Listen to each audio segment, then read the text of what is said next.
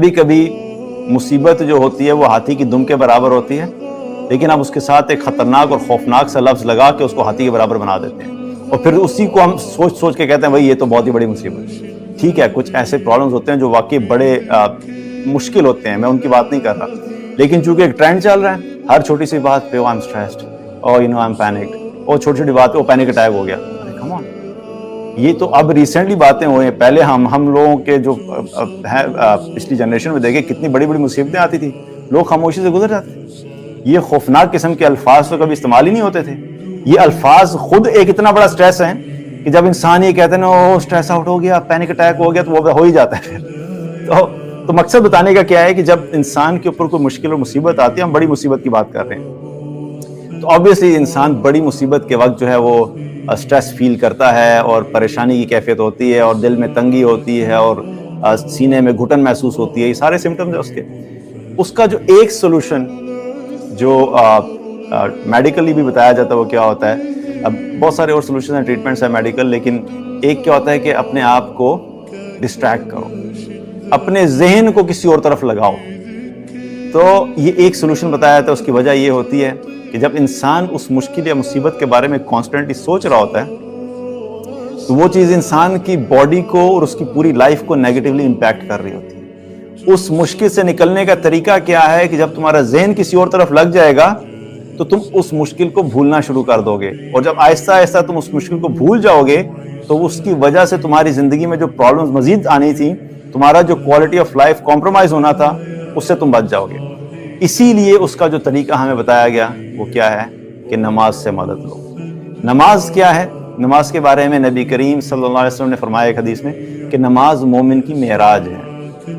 اب معراج کا کانسیپٹ ہم سب کو پتہ ہے، معراج پہ کیا ہوا تھا؟ آپ صلی اللہ علیہ وسلم جو تھے فزیکلی جو ہے اللہ سبحانہ تعالیٰ کے پاس گئے تھے، اور آپ نے اللہ سبحانہ تعالیٰ سے ملاقات کی تھی۔ تو یہ جو اللہ سے ملاقات ہے، یہ اتنا بڑا اعزاز ہے، یہ اتنی بڑی اپرچونٹی ہے کہ انسان اگر اس کو کانشیسلی سوچے تو اس کے ذریعے سے انسان کے دل کو سکون مل جاتا ہے، اور جو مصیبت اور پریشانی اور کی کیفیت ہوتی ہے وہ کم ہونا شروع ہو جاتی ہے۔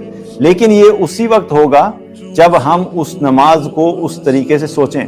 تو جب انسان، ہم لوگ بھی جب نماز پڑھنے کے لیے کھڑے ہوتے ہیں تو جب اللہ اکبر کہہ کے نماز شروع کرتے ہیں اور سورہ فاتحہ پڑھنا شروع کرتے ہیں تو اصل میں کیا ہوتا ہے؟ ہم بھی اللہ سے ملاقات کر رہے ہوتے ہیں، اللہ سے کمیونیکیٹ کر رہے ہوتے ہیں۔ ٹھیک ہے، ہم لوگ زمین پہ ہوتے ہیں، معراج والا جو واقعہ وہ تو صرف ایکسکلوزیولی آپ صلی اللہ علیہ وسلم کے ساتھ ہی تھا، اور آپ گئے تھے، آپ تو فزیکلی گئے تھے، لیکن جو کانسیپٹ ہے وہ ملاقات ہے۔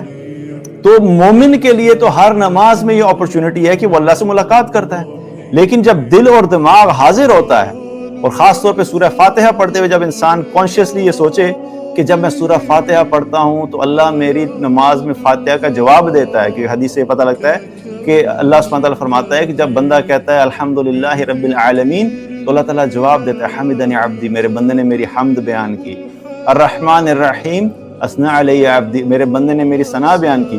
اب یہ پوری فاتحہ میں جو ہے اللہ سبحانہ تعالیٰ کے ساتھ ٹو وے کمیونیکیشن چل رہی ہوتی ہے۔ اگر انسان اس چیز کو سوچے کہ میں اس وقت خالق کائنات کے ساتھ بات کر رہا ہوں، جس نے سورج کو بنایا، جس نے چاند کو بنایا، جس نے پورے سولر سسٹم کو بنایا، جس نے اس پورے سولر سسٹم میں زمین کو ایک ذرے کے برابر بنایا، اور اس زمین پہ میں ایک ذرے کے برابر ہوں، میں بالکل ذرے کے برابر ہوں، اور میرا اللہ اس پوری کائنات کو بنانے والا ہے، وہ مجھ سے بات کر رہا ہے۔ اگر ہم اس کو کانشیسلی سوچ کے پڑھیں تو وہ جو آدھا سٹریس ہے ویسے ہی ختم ہو جاتا ہے۔ اسی لیے تو اللہ تعالیٰ نے قرآن میں نماز کے بارے میں کیا فرمایا؟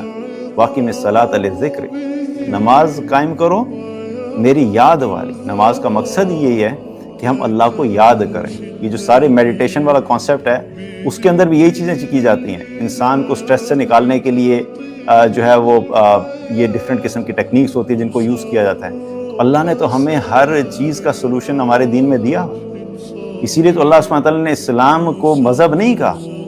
اللہ تعالیٰ نے اسلام کو کیا فرمایا؟ ان دین عند اللہ الاسلام، اللہ کے نزدیک جو دین ہے وہ اسلام ہے۔ اور دین کا مطلب کیا ہوتا ہے کہ زندگی گزارنے کا طریقہ۔ کاش ہم مسلمان اس ایک لفظ کو اگر سیکھ لیں تو میں سمجھتا ہوں کہ ہماری زندگی کے زیادہ مسائل ویسے ہی حل ہو جائیں گے۔ یہ جو اللہ نے دین دیا ہے یہ صرف کوئی عبادات نہیں ہے، دس از اے وے آف لائف۔ آپ اگر خوش ہیں تو کیا آپ نے کیسے رہنا ہے, اگر آپ پریشان ہیں تو آپ کو کیسے رہنا ہے, اگر کوئی مصیبت آئی ہے تو کیا کرنا ہے, اگر کوئی مشکل میں ہے تو اس کے ساتھ کیا کرنا ہے. ہر چیز کا اللہ نے ہمیں ایک طریقہ دیا ہے اس دین میں کہ تم نے اپنی زندگی کے 24 گھنٹے کیسے گزارنے ہیں, یہ پوری ایک گائیڈ لائنز دی ہیں اور پوری گائیڈنس دی ہے.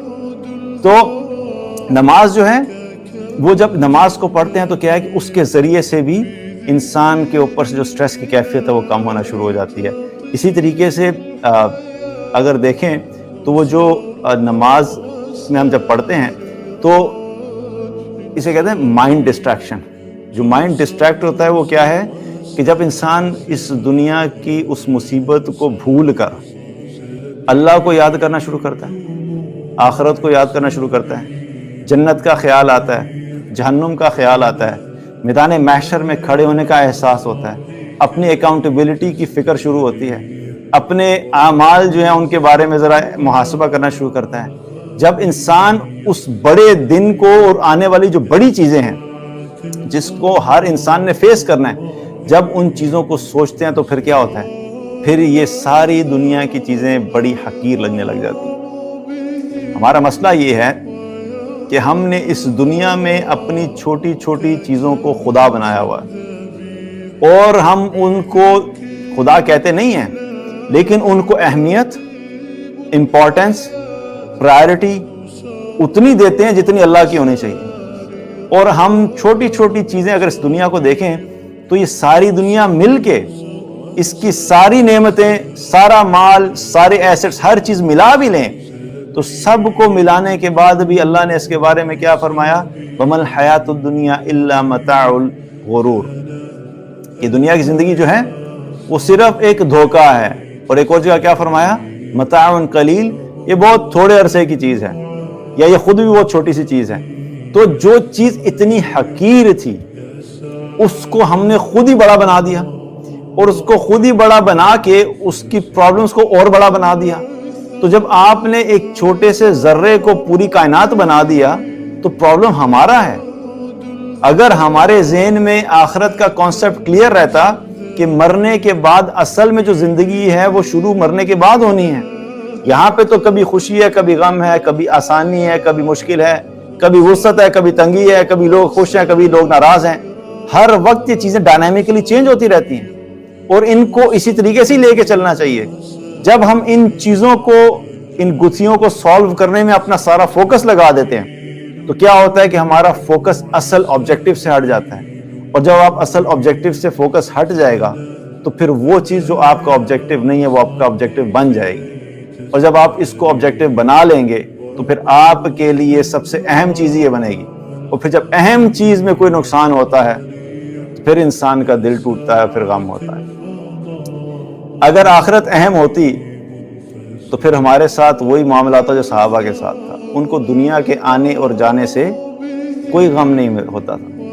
ہمیں نہیں ایسی کوئی روایت ملتی کہ او جی ابو بکر رضی اللہ عنہ کو اتنا مارا گیا کہ ان کو پینک اٹیک ہو گئے. سبحان اللہ, کبھی سنا آپ نے؟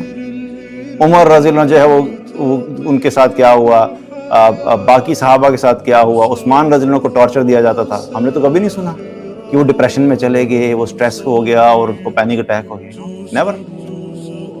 وہ اتنی مشکلات کے باوجود بھی پھر سے کھڑے ہوتے تھے. کبھی ہمیں یہ وقتی طور پہ کچھ ہمیں ایسی روایات ملتی ہیں کہ غم کی کیفیت ہوئی, جیسے ابو بکر رضی اللہ عنہ کو بہت زیادہ جب مارا گیا مکہ میں تو ان کو اٹھا کر پھر شام کے وقت چھپا کے رسول اللہ صلی اللہ علیہ وسلم کے پاس لائے گئے. اس وقت تک بڑے سیٹ تھے, لیکن جو ہی رسول اللہ صلی اللہ علیہ وسلم کے پاس پہنچے اور آپ صلی اللہ علیہ وسلم کی طرف دیکھا اور آپ نے اپنا ہاتھ رکھا تو جب ابو بکر نے دیکھا نبی صلی اللہ علیہ وسلم کو, اس وقت ان کی آنکھوں سے آنسو جاری ہو. تو یہ وقتی طور پہ فیل ہونا ہے. یہ میں نے شروع میں بات کی کہ اللہ نے ہم سے کوئی ایسی چیز ڈیمانڈ نہیں کی جو کہ ہمارے لیے ہیومنلی پاسبل نہیں ہے. لیکن فرق صرف کیا ہے کہ بس جو بھی سچویشن آتی تھی صحابہ تھوڑی دیر کے لیے اس میں پریشان ہوتے تھے اور اس کے بعد کہتے تھے بالکل نارمل ہو جاتی تھی لائف. ہمارا پرابلم کیا ہے, ہمارا ہر دن ہی پریشانی ہے. بچپن سے لے کے بڑھاپے تک پریشان ہی رہتے ہیں ہم. وہ خوشیاں بھی جو ہوتی ہیں ان کو بھی ہم اپنی پریشانی میں برباد کر دیتے ہیں. تو کیا ہے کہ اس کی وجہ یہ ہوئی کہ ہم نے اپنا سارا فوکس جو ہے وہ آخرت سے ہٹا کے دنیا پہ کر دیا.